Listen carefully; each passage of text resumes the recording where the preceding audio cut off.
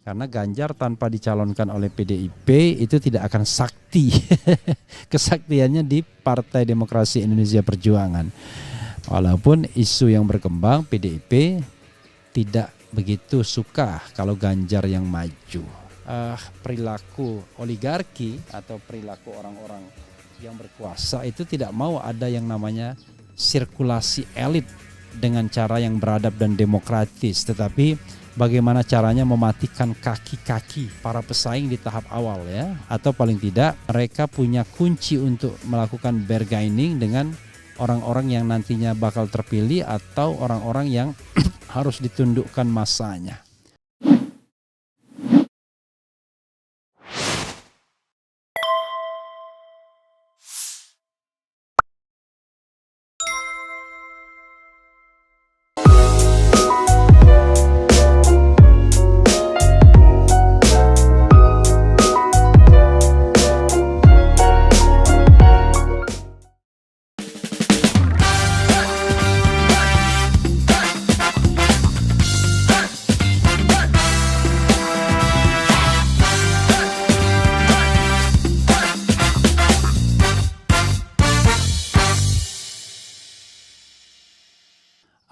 Assalamualaikum warahmatullahi wabarakatuh. Sobat RH sekalian, jumpa lagi kita di channel yang keren ini. Keren caras ya. Kita lanjutkan pembicaraan kita hari ini atau pagi ini ya, dengan semangat dan pikiran yang positif. Setelah semalam berdiskusi dan berbincang dengan Dharma Pongrekun, luar biasa dia punya optimisme ya. Tidak hanya perbincangan di dalam ruang videonya, tetapi juga perbincangan di luar itu yang juga sama seru dan menariknya. Sampai kemudian saya melanggar soal jam tidur, yaitu bagaimana mendapatkan hormon melatonin, tapi it was worth it ya. Jadi kita bisa kompensasi tapi tetap pagi ya live-nya. Jadi don't worry, kita tidak berubah, live tetap pagi hari ya sobat era sekalian. Dan coba kita bacakan ini ada LSI Denny JA, 4 kingmaker hadapi dilema di Pilpres 2024 ya. Coba kita bacakan dan kemudian kita analisis kenapa mereka menghadapi dilema. Dan kita tahu kemana arah LSI Denny JA ini ya. Kalau saya lihat hasil-hasil survei yang mereka kemukakan, terlihat betul ada preferensi, mungkin ada kontra dengan salah satu atau salah dua kingmaker ini. Kita tidak tahu persisnya apa karena hasil survei itu tidak pernah memberitahukan atau memberitakan dari mana dananya. Jakarta, CNN Indonesia, hasil survei terbaru dari LSI Denny JA memproyeksikan 4 pimpinan partai politik bakal menjadi kingmaker atau penentu peta politik pada Pilpres 2024. Mereka antara lain Ketua Umum PDIP Megawati Soekarno Putri, Ketua Umum Partai Gerindra Prabowo Subianto, Ketua Umum Partai Nasdem Surya Paloh, dan Ketua Umum Partai Golkar Airlangga Hartarto ya. Dalam survei terbarunya, LSI menyebut keempat tokoh politik yang juga ketua umum di partai masing-masing tersebut dinilai akan menentukan jumlah poros koalisi. LSI Denny JA mencatat tumbuhnya 4 kingmaker yang akan menentukan maksimal 3 pasang capres. Demikian dikutip dari rilis LSI Denny JA. Penentuan 4 pimpinan partai sebagai kingmaker berdasarkan sejumlah variabel. Megawati misalnya selaku orang nomor 1 di PDIP sebagai satu-satunya partai pemilik tiket untuk mengusung capres dengan 22,26% suara atau 128 kursi di DPR. Lalu Airlangga, Ketua Umum Golkar yang telah membentuk poros koalisi dengan P3 dan PAN, ketiga partai telah memenuhi syarat pencalonan dengan total 148 kursi. Sementara Prabowo merupakan satu-satu nama yang selalu masuk 3 besar kandidat capres di sejumlah hasil survei. Partainya pun telah berkoalisi dengan PKB. Di sisi lain, Surya Paloh telah mendeklarasikan Anies Baswedan sebagai capres. Nasdem juga intens berkomunikasi dengan Demokrat dan PKS untuk berkoalisi. baik Golkar, Gerindra maupun Nasdem akan memenuhi syarat pencalonan presiden jika sepakat berkoalisi dengan total kursi parlemen sebanyak 163 kursi. Dengan komposisi di atas, paling banyak hanya mungkin 3 pasangan capres karena PDIP sepertinya mustahil tidak berkoalisi dengan partai lain. Ya, sahabat sekalian, itu tadi ya. Tapi ada dilema pencalonan. Namun keempat kingmaker disebut-sebut akan menghadapi dilema karena berbagai kepentingan. Pertama, Surya Paloh, hasil survei menyebut Anies menang pada basis pemilih oposisi Presiden petahana RI Joko Widodo. Anies unggul dari Gubernur Jawa Tengah yang juga kader PDIP Ganjar Pranowo dan Prabowo Subianto dengan elektabilitas mencapai 35,6%. Menurut LSI, posisi itu membuat Nasdem harus memilih apakah bertahan di koalisi pemerintahan Jokowi Ma'ruf, Amin atau keluar. Nasdem tetap di pemerintahan atau keluar dari pemerintahan agar tegas bahwa Anies Baswedan yang diusung membawa isu perubahan, tulis LSI. Sedangkan bagi PDIP, LSI memperkirakan Partai Banteng akan menghadapi situasi sulit untuk memilih partai koalisi. Menurut LSI, PDIP memiliki 2 pilihan, yakni bergabung dengan Gerindra atau KIB. Pada pilihan pertama, PDIP harus rela kadernya menjadi cawapres pendamping Prabowo, sementara jika PDIP mengusung kader sebagai capres, ia harus memilih cawapresnya dari Koalisi Indonesia Baru KIB, Koalisi Indonesia Bersatu ya, atau berdasarkan kesepakatan dengan PKB. Jika Ganjar dipilih maju sebagai capres PDIP, siapa wakilnya? Mustahil cawapres Ganjar adalah Prabowo karena Prabowo ingin tetap menjadi capres. Ini berarti tidak berkoalisi dengan Gerindra. Kemudian Erlangga akan dihadapkan pada posisi sulit jika maju sebagai capres sebab tak memiliki elektabilitas yang cukup. Wah, luar biasa ya. Erlangga menurut LSI bisa maju sebagai cawapres dari Anies atau Ganjar. Sementara itu Prabowo dihadapkan posisi sulit karena sudah 2 kali kalah dalam Pilpres. Prabowo juga disebut akan kesulitan mencari cawapres di luar PKB. Dilema ketiga, Prabowo kesulitan mencari cawapres di luar PKB, sementara PKB bersikuku harus Caimin. Ketua Umum PKB Muhammad Iskandar cawapresnya, kata LSI. Survei LSI DNJA dilakukan pada 19 Oktober 2022 lewat riset kuantitatif terhadap 1.200 responden di 34 provinsi di Indonesia. Riset kuantitatif dilakukan dengan wawancara dilaksanakan secara tatap muka dengan margin of error sebesar lebih kurang 2,9%. Sementara riset kualitatif di bulan Desember 2022 dilakukan dengan analisis media, focus group discussion, FGD, dan in-depth interview. Ya, sobat RH sekalian, itu tadi ya dilema yang dialami oleh 4 kingmaker ini ya. Prabowo pertama, Surya Paloh, naik elektabilitas Anies tapi harus menentukan tetap di pemerintahan atau sekalian keluar atau dikeluarkan. Kemudian Megawati Soekarno Putri harus memilih mengusung kader sendiri atau menyetor kadernya sebagai cawapres, misalnya berkoalisi dengan Gerindra. Kemudian Prabowo Subianto juga punya dilema karena pilihan akibat presidensial threshold hanya sementara ini yang sudah committed PKB, tapi PKB tidak mau kecuali kader PKB sendiri menjadi cawapresnya. Padahal Prabowo menginginkan orang lain juga. Kemudian yang keempat, KIB ya, Erlangga Hartarto sebagai kingmaker itu elektabilitasnya kecil, sehingga kalau maju dari kursi atau dari koalisi KIB itu daya dorongnya juga tidak terlalu tinggi ya. Jadi ini ada 4 dilema bagi kingmaker ini. Hanya memang pertanyaannya adalah, betulkah Erlangga Hartarto kingmaker? Apakah sesungguhnya ternyata kingmakernya bukan di Erlangga Hartarto tapi di Presiden Jokowi sendiri. Dan tentu orang kuat di samping Presiden Jokowi adalah Luhut Binsar Panjaitan. Jadi sesungguhnya kingmaker kubu KIB itu adalah Presiden Jokowi dan Luhut Binsar Panjaitan, bukan Erlangga Hartarto. Salah satu analisisnya begitu. Jadi kingmaker itu tetap 4 ya. Megawati bisa dianggap sebagai queenmaker ya karena dia perempuan. Prabowo Subianto bisa dianggap juga kingmaker dan Surya Paloh bisa dianggap sebagai kingmaker. Nah, satunya adalah slot istana yang untuk sementara ini menunggangi punya vehicle, yaitu Koalisi Indonesia Bersatu yang terdiri dari Golkar, PAN dan PKA dan P3 yang notabene bisa dipegang lehernya ya at any time. Jadi itu gambarannya Sobat Era sekalian. Nah sekarang ya persoalan yang agak sedikit pelik sebenarnya adalah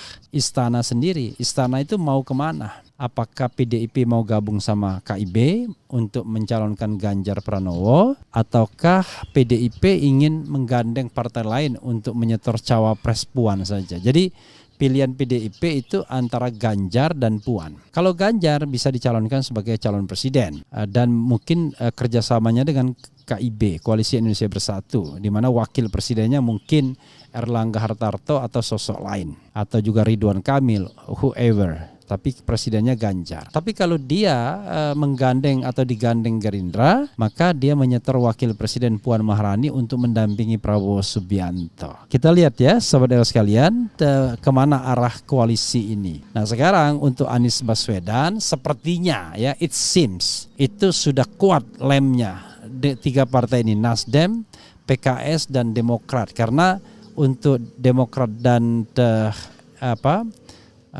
PKS harusnya mereka tidak punya pilihan lain sebagai partai oposisi. Entah kalau tawarannya luar biasa yang membuat AHY goyang, kemudian PKS goyang dan lain sebagainya. Prabowo masih tanda tanya 50-50 karena dia bisa ditelikung ketika PKB mengatakan tidak jadi berkoalisi, maka dia akan kehilangan lawan koalisi dan dia tidak bisa standing alone. Ketika tidak bisa standing alone, maka Prabowo Subianto bisa memilih bergabung dengan kubu Anies Baswedan atau bergabung dengan kubu PDIP Megawati. Hanya memang posisi tawarnya tidak lagi sebagai calon presiden tapi calon wakil presiden. Tapi apakah dia mau atau tidak? Nah, this is the question. Jadi kalau dia bergabung dengan kubu Anies, maka mungkin dia punya pilihan menjadi Anies Prabowo. Kalau bergabung dengan kubu Istana plus PDIP, bisa menjadi Ganjar Prabowo. Ini menarik ya saudara sekalian, seandainya memang Megawati Soekarno Putri mau mencalonkan Ganjar, karena Ganjar tanpa dicalonkan oleh PDIP itu tidak akan sakti kesaktiannya di Partai Demokrasi Indonesia Perjuangan. Walaupun isu yang berkembang PDIP tidak begitu suka kalau Ganjar yang maju, karena ada alasan-alasan yang tentu tidak elok kalau diungkapkan. Alasan-alasan yang ya personal relationship dan lain sebagainya ya, yang kadang-kadang membuat politik kita adalah politik saling sandra. Kenapa seorang tokoh tidak bisa moving forward, tidak bisa terus mengerek atau membawa masanya?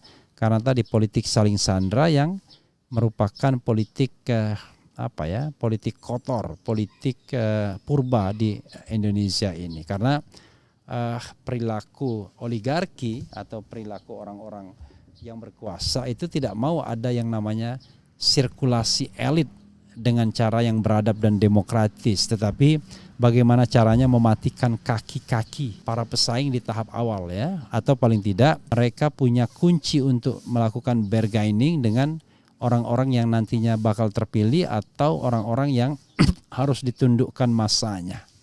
Jadi kita akan lihat ya sebagai calon presiden apakah Anies punya kelemahan yang bisa dieksploitasi, apakah Ganjar punya kelemahan, apakah Prabowo punya kelemahan yang semuanya bisa ditagihkan, bisa dieksploitasi sehingga mereka tidak bisa moving forward, tidak bisa bergerak lebih maju lagi.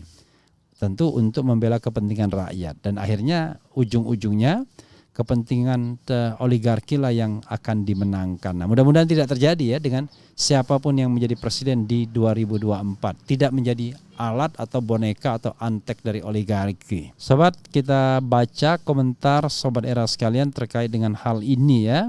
Kemarin kita ada melemparkan polling ya. Mana yang Anda percayai dari pernyataan ini? 36.000 yang voting ya, KPU netral dan independen, KPU tidak netral dan tidak independen, tidak tahu, tidak menjawab 5% saja yang mengatakan KPU netral dan independen, sementara KPU tidak netral dan tidak independen itu 91%. Nah, coba kalau kita nanti buat juga polling yang terkait dengan Bawaslu, mana yang Anda percayai? Bawaslu itu netral dan independen, atau Bawaslu tidak netral dan tidak independen, ya, atau tidak tahu. Oke, sobat semuanya, kita bacakan ya komentar Sobat Era terkait dengan isu ini ya. Pastinya isu yang menarik untuk dibahas lebih lanjut karena Kingmaker ini masih menghadapi dilema. Oke. Pak Anies Baswedan gak tuh berani dan bersemangat terus, rakyat semakin bergelora walaupun tanpa partai gelora. Terima kasih sudah menghadirkan pemberani Pak Dharma Porengkun, dialah yang menjadikan kami berani 2019. Nyimak, Assalamualaikum, pagi juga Bang Refli, semangat ya. 0% itu berdaulat, merdeka, setuju ya. Assalamualaikum Bang RH, Sidoarjo selalu menyimak. Udah bolat pilihan tuh RI 2024. Kayak negara ini milik mereka aja, kontribusi ke rakyat nol, ya itulah ya.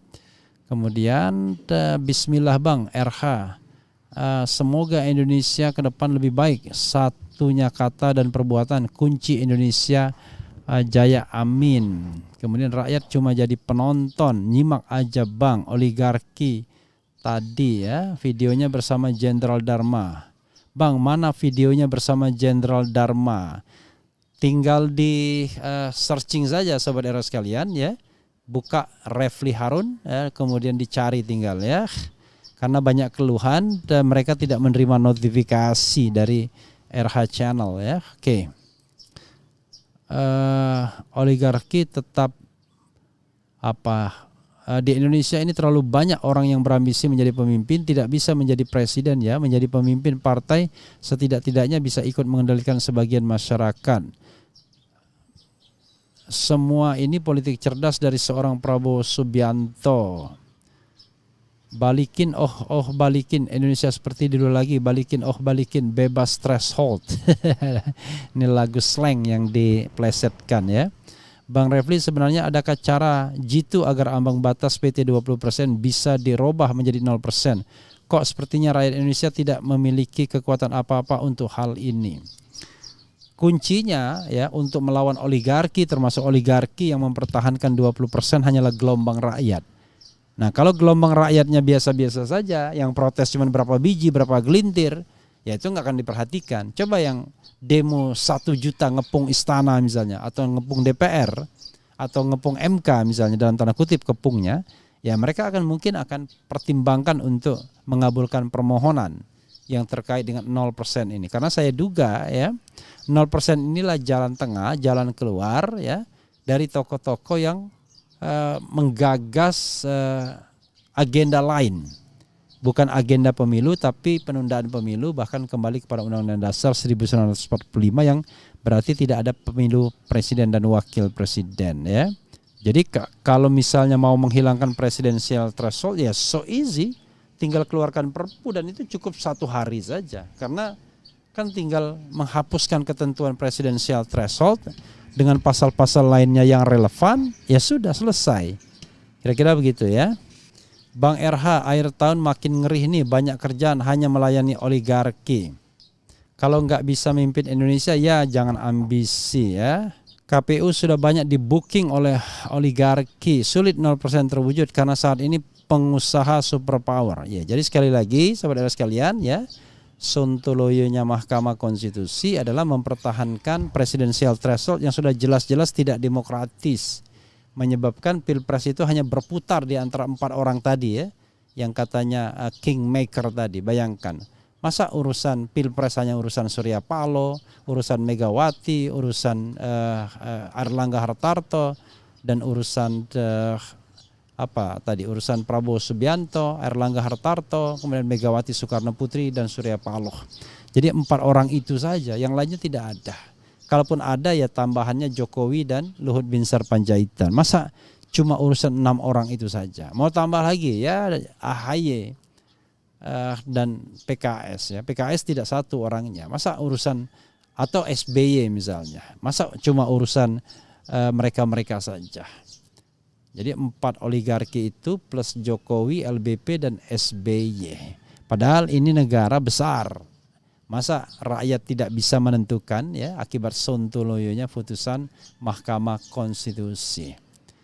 Jadi mereka jelas-jelas tidak menjadi the guardian of the constitutions, the guardian of democracy, tetapi menjadi the guardian of oligarchy ya. Jadi penjaga oligarki ya. Unfortunately sangat disayangkan ya. Itu saja Sobat Era sekalian, kita akan bahas tema selanjutnya. Wassalamualaikum warahmatullahi wabarakatuh. Ciao. Assalamualaikum warahmatullahi wabarakatuh. Sobat Era sekalian, jumpa lagi kita di channel yang keren ini. Keren jadas ya. Jadi Sobat Era sekalian, ini menarik ya kalau kita mau menganalisis soal siapa yang mau jadi Queen dan Kingmaker di 2024. Tapi sebelumnya, kenapa kemudian King dan Queenmaker dibutuhkan? Karena sederhana, lagi-lagi karena presidensial threshold yang 20%. Dengan presidensial threshold 20%, maka hanya akan ada maksimal 4 calon dan sangat mungkin 3 calon dan bukan tidak mungkin juga cuma 2 calon. Makanya King dan Queen makernya yang itu saja. Jadi tidak lebih dari ya Jokowi, Luhut Panjaitan, Megawati Soekarno Putri, Surya Paloh, kemudian JK, Prabowo. Di sini nggak ada JK-nya di gambar ini ya. Nah, ini menarik Sobat Era sekalian untuk kita analisis satu demi satu ya. Siapa saja yang punya potensi atau sudah bergerak untuk menjadi King dan Queen maker. Nama yang kita harus sebut pertama adalah Megawati Soekarno Putri. Jadi Megawati Soekarno Putri dengan jumlah kursi 128 kursi PDIP, maka dia punya kemewahan untuk bisa mengajukan calon presiden dan wakil presiden tanpa harus pusing-pusing berkoalisi dengan partai lain. Maka Megawati jelas dia Queen maker. Soalnya adalah apakah Megawati akan mencalonkan kadernya sendiri? Apakah akhirnya dia ingin mencalonkan kader orang lain? Terpaksa ya, karena kader sendiri barangkali dianggap tidak loyal atau yang dianggap loyal itu belum terlalu moncer. Maka kemudian Sobat Era sekalian, tidak heran sebagai jagoan PDIP, Puan Maharani ternyata membuka diri tidak hanya kepada Prabowo, selama ini sering disebut Prabowo Puan, tetapi juga membuka diri kepada bahkan surprise Anies Baswedan. Jadi ada skenario Anies Puan atau Puan Anies, tapi kita akan lihat. Tapi yang paling realistis for the time being adalah Anies Puan dan Prabowo Puan. Itu satu, Megawati sebagai Queen maker. Lalu nama berikutnya yang kita harus juga kita lihat ya, the Queen maker adalah Prabowo Subianto. Kenapa Prabowo Subianto? Selain sebagai the Kingmaker, dia juga sebagai calon presiden. Beda sama Megawati hanya bertindak sebagai the Queen maker atau Queen maker. Prabowo sejauh ini sebenarnya mapan diisukan akan katakanlah berpasangan dengan Puan Maharani. Maka pasangan Puan dan Gerindra itu didukung oleh kursi yang sangat lumayan banyak, yaitu 78 tambah 128. Jadi 78 tambah 128 kira-kira ada 206 kursi. Ya benar ya, kalau 70 saja itu 98. Jadi ditambah 206 kursi itu more than enough untuk menjadi calon. Tapi ketika ada konstelasi Anies Puan, Sobat Era sekalian, rupanya sepertinya Prabowo mulai goyang. Maka dia memerlukan manuver ke tempat lain. Dia bermanuver ke Nasdem, mengunjungi Surya Paloh misalnya. Selain dia juga selalu kulonwon ke Jokowi juga lebaran kemarin. Maka alternatif yang mungkin dibayangkan oleh Prabowo adalah it could be possible Prabowo Ganjar misalnya. Jadi Prabowo Ganjar Pranowo. Jadi orang dekat Prabowo bilang kalau sudah Prabowo Ganjar sing ada lawan, kira-kira begitu. Nggak ada lawan. Itu yang kedua, the Kingmaker. Kingmaker ketiga, Sobat Era sekalian, tentu Presiden Jokowi sendiri. Walaupun Presiden Jokowi tidak punya partai, Sobat RH, tetapi dia adalah Presiden Republik Indonesia yang punya relawan. kita tahu bahwa melalui relawannya Presiden Jokowi lebih mengunggulkan Ganjar Pranowo. Projo menyebut Ganjar, loyalis Jokowi lainnya juga menyebut Ganjar Pranowo. Persoalannya adalah Ganjar mau dipasangkan kepada siapa, lalu apa kendaraan politiknya. Pertama, kendaraan politik dulu. Seandainya perbedaan antara PDIP dan Presiden Jokowi tidak bisa dijembatani, Ganjar Pranowo ditolak oleh PDIP misalnya, kemudian tetap dipaksakan untuk dicalonkan, even Juniwan misalnya mengatakan PDIP bisa pecat Jokowi dari partai tentunya kalau membangkang misalnya, tapi tetap saja ia ingin mengajukan Ganjar Pranowo. Maka kendaraan politiknya bukan bukan PDIP tentunya. Kendaraan politik Ganjar Pranowo yang sering-sering disebut orang adalah it could be possible, misalnya golongan karya, Partai Golkar, tapi tentu saja sejauh mana komitmen terhadap Erlangga. Kalau Erlangga tidak committed misalnya, maka bisa jadi dia akan tergusur atau digusur misalnya, karena skenario itu selalu ada. Atau kalau misalnya KIB, poros Koalisi Indonesia Bersatu, Golkar, PAN, dan P3 mau dipakai oleh Ganjar, maka itulah kendaraan bagi Ganjar Pranowo. Maka selanjutnya pasangan Ganjar yang paling mungkin adalah Erlangga Hartarto sendiri sebagai bagian dari koalisi itu dengan saham terbesar, atau nama lain yang mulai dimanja, ya, diberikan kesempatan untuk mempopulerkan diri, yaitu Erick Thohir misalnya. Atau bisa juga Andika Perkasa. Tapi jangan lupa, Andika Perkasa punya bargaining position saat ini karena dia Panglima TNI. Tapi begitu dia pensiun, Desember nanti kita tidak tahu apakah karir politiknya akan moncer atau tidak. Jadi yang paling aman adalah barangkali Erlangga Hartarto sendiri sebagai Menko Perekonomian dan Erick Thohir sebagai orang yang terus-menerus mempopulerkan diri. Nah, itu kingmaker ketiga, yaitu tadi saya katakan Presiden Jokowi.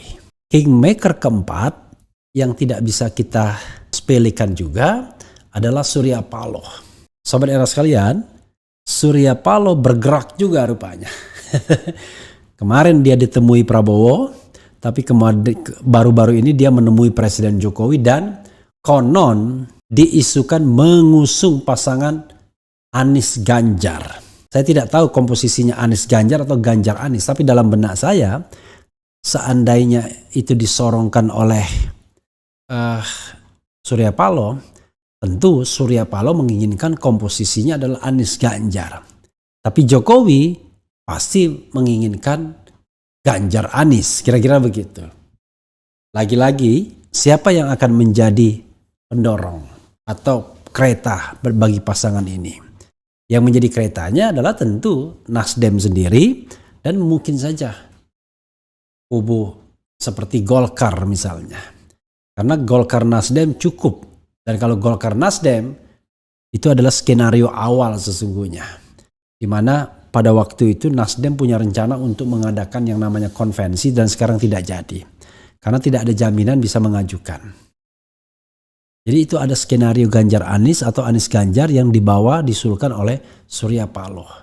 Kenapa Surya Paloh memerlukan alternatif ini?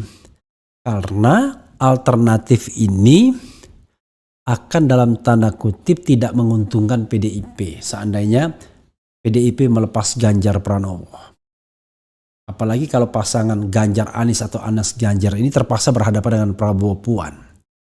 Maka kalau seandainya pasangan ini menang, maka jelas kingmakernya adalah Jokowi dan Surya Paloh. Nah, berikutnya sahabat era sekalian, kingmaker yang harus kita pertimbangkan juga adalah Yusuf Kalla. Yusuf Kalla tidak menjadi wakil presiden lagi, tetapi perannya sangat penting.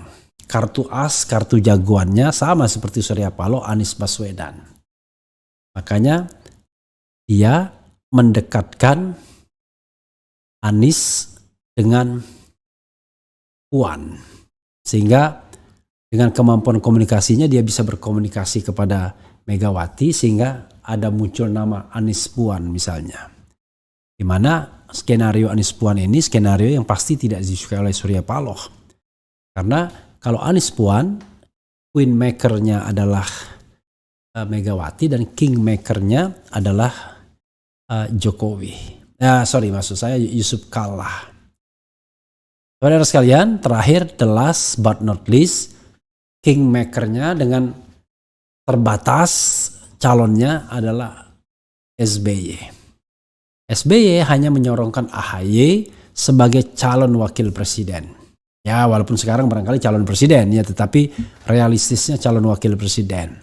Dan sebenarnya yang paling ideal bagi AHY adalah dia berharap bahwa ada koalisi non-istana plus Nasdem, yaitu Nasdem, PKS, dan Demokrat menjagokan Anies AHY. Karena itulah skenario awal yang dibuat. Rupanya perkembangan politik begitu dinamis, ada alternatif sampai Anies Ganjar atau Anies Puan atau Ganjar Anies misalnya. Jadi saudara sekalian, luar biasa perkembangan politiknya. Maka kemudian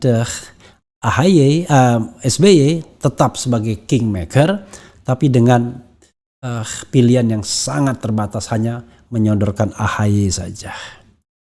Jadi itulah kira-kira sobat era sekalian, nama-nama queen atau kingmaker kita.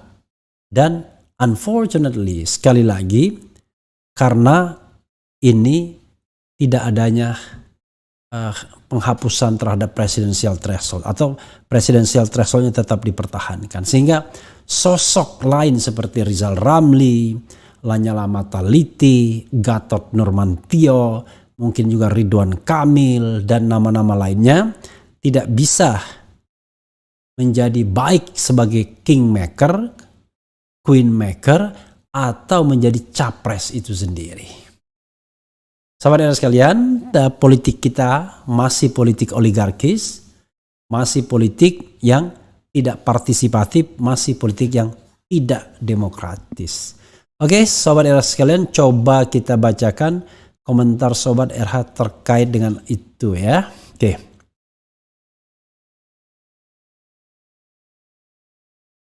Pak R, kemudian ini ada Tunas Torik si Hombing Nabawan. Pak RH dan Pak Anies Rashid pasti paham. Surya Paloh secara dulu Pak RH, Pak Anies adalah tamu rutin di Metro TV. Bahkan saya kenal Pak RH saat aktif jadi tamu di Metro. Ups. Ya, dan sekarang saya tidak pernah lagi diundang di Metro TV sejak Juni 2018 ya. Sudah kira-kira sudah 4 tahun ya, dan itu saya tidak tahu, I don't know exactly why ya, tetapi itulah faktanya ya. Dan ini mungkin juga terkait dengan politik, I don't know exactly, tapi haknya stasiun televisi yang bersangkutan sobat daerah sekalian. Makanya saya bikin YouTube saja biar saya bisa mengudara tanpa harus berharap ada televisi yang mau mengundang atau tidak mengundang ya. Oke. Teguh Santoso, yang menarik Pak Refli, di luar dari adanya the kingmaker seperti Pak Yusuf Kala atau Bu Megawati atau Surya Paloh, seperti di drama Game of Thrones, kekuatan oligarki lebih kuat dari raja atau ratu. It could be possible. Tapi jangan lupa, mereka juga barangkali walaupun mereka kuat mungkin karena dukungan atau backup finansial mereka, maka tetap saja mereka harus masuk melalui king queen maker ini. Jadi king dan queen maker ini juga harus tetap dipertimbangkan, karena toh putusan akhir tetap di tangan mereka akhirnya. Walaupun tetap saja ada yang hal-hal di belakang itu yang memang sangat berpengaruh ya, kita tidak mendinainya. Kemudian Anies Refli jempol bermimpu pun tidak. Kita harus mengukur diri ya. Anies and Bosman Mardigu ya, rasanya juga jauh ya. Kita harus bedakan ya. Oke, RH Puan mikir pun tidak. Zaman dulu PKI berlindung di belakang Soekarno, sekarang mereka berlindung di belakang oligarki dan mempertahankan PT 0%. I don't know exactly ya. Karpet merah berdarah, nampaknya benar bakalan terjadi, indikator-indikator yang mulai nampak di permukaan. Kemudian Anies Puan, asal jangan Anies perempuan, akan lebih jantan, cerdas, jujur, tegas, terukur, ada pada Anies Gatot. Kemudian Kalau yang diusung capres masih dari lingkung rezim, maka kondisi Epole Sosbud Hankam tak akan berubah. Alternatif yang bisa mengubah hanya Anies, ya. Ya jangan lupa Anies pun harus mencari pasangan dan harus mencari kendaraan politiknya. Ya, sahabat era sekalian, itu tadi ya, menarik nanti menyaksikan bagaimana manuver-manuver King dan Queen Maker ini dalam memasang-masangkan calon, ya. Rasanya tidak mungkin Surya Paloh datang ke Jokowi tidak ngomong tentang Pilpres. Tidak mungkin Prabowo datang ke Surya Paloh tidak ngomong dengan soal Pilpres. If mungkin tidak ngomong dalam pengertian formal, tetapi maksudnya adalah memberikan sinyal kuat. Misalnya katakanlah Surya Paloh datang ke Jokowi memberikan sinyal kuat terhadap pasangan Anies Ganjar. Kira-kira begitu. Prabowo ke Surya Paloh memberikan sinyal kuat bahwa dia masih terbuka untuk bekerja sama. Kira-kira begitu. Yusuf Kala membawa Puan Maharani orangnya ke Madinah memberikan sinyal bahwa Anies pun masih bisa dipasangkan dengan Puan dan diterima masa kanan. Kira-kira begitu.